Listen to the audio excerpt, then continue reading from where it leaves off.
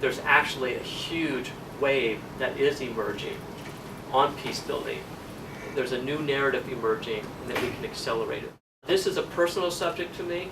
I lived in Sierra Leone, West Africa for 4 years in the bush in 2 small remote villages. No electricity, no running water. My friend lived on less than $1 a day, subsistence farmers. Fell in love with the people there, learned a lot about basically the economics of happiness, how you can actually have a deep sense of belonging and community happiness on less material goods. When I left Sierra Leone, the country went into a violent civil war, which basically just shattered my heart open. This really became the start for me of going inward, really looking at peace, and started a meditation practice, which I've maintained for the last 20 years of 2 hours a day. I got to go back to Sierra Leone with Search for Common Ground on an assessment mission, and then during the war, and then after the war on peace-building missions. And I got to see firsthand the impact of deadly violence. I then went with Search for Common Ground to Liberia, Nigeria, Angola, Burundi, 11 countries across sub-Saharan Africa, also up to Nepal, Macedonia, and then later India with a group called Global Peace Initiative of Women. In the last 2 years, I've been working with the Shift Network, a social enterprise for profit, creating online telesummits and online courses to really move forward, looking at a culture of peace. Some of the lessons learned that came home for me is that the world is interdependent, interconnected in ways that we don't even understand. And this is the fact that Sierra Leone was fueled in part by the global economy, where blood diamonds were used to purchase, blood diamond, illegal timber trade were used to purchase AK-47s, rocket grenades. Both villages I lived were sacked, some of my friends were killed, some were raped, some of the children were taken as child soldiers. One village was sacked by a rebel unit headed by a teenage boy named Colonel Rambo, who was trained in part by watching Rambo movies. And something that we do not realize is that the violent films from Hollywood, Bollywood, Nigeria have flooded the markets across Africa and other parts of the world, where for pennies, children are watching films where they cannot tell the difference between reality and fiction. And so while we're having these conversations here about the role of social impact, businesses, responsible business, I think there's a deeper conversation looking at the economics of happiness. There's a wonderful documentary on that. And there's also a deeper conversation, which I believe is inner peace is a global responsibility.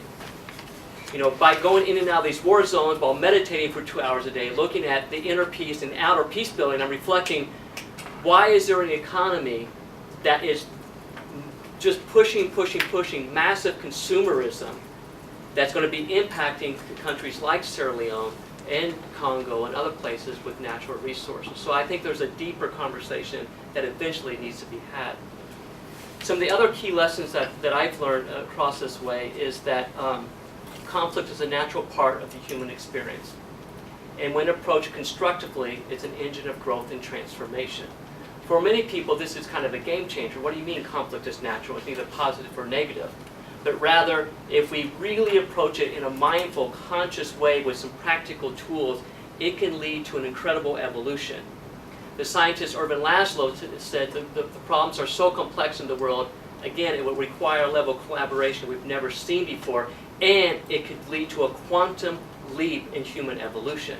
So this is why this whole culture of peace is so important. It's one of the reasons why.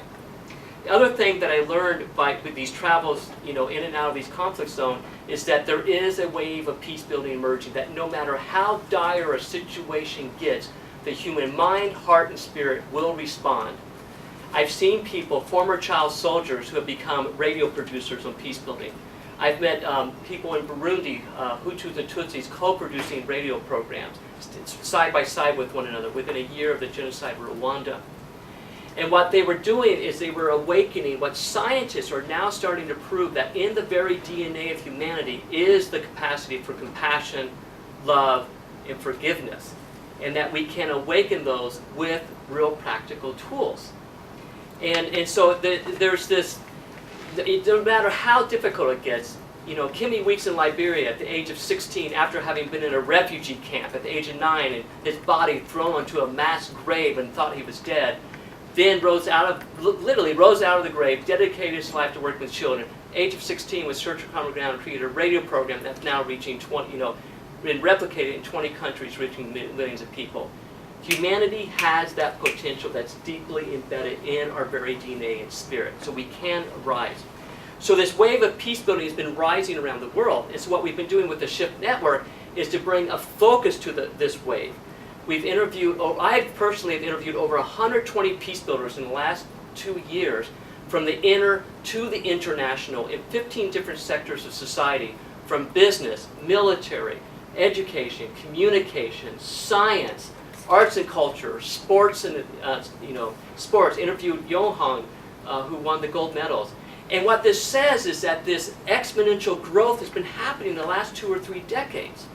And it's been quietly emerging. So the intention is to bring a lens to this bigger story. There's a saying that whatever you appreciate, appreciate. So if we appreciate peace building, it's going to appreciate. There's another saying in mountain biking, focus on where you want to go, which is key if you ever mountain bike. You don't want to focus the other place. But so the key part here, the emphasis I want to bring home is, if we really start looking and telling the new narrative that's emerging, we can inspire and inform people to get involved in sectors of the peace building that inspire them.